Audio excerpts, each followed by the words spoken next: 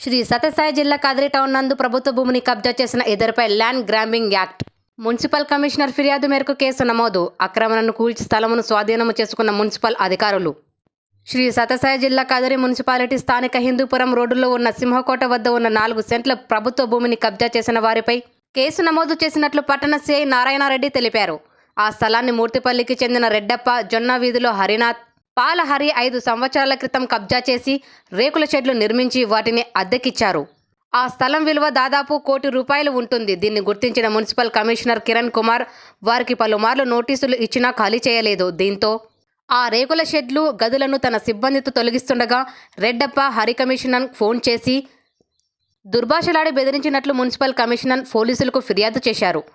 దీంతో పోలీసులు రెడ్డప్ప, పాలహరిపై గ్యాబింగ్ కింద కేసు నమోదు చేశారు.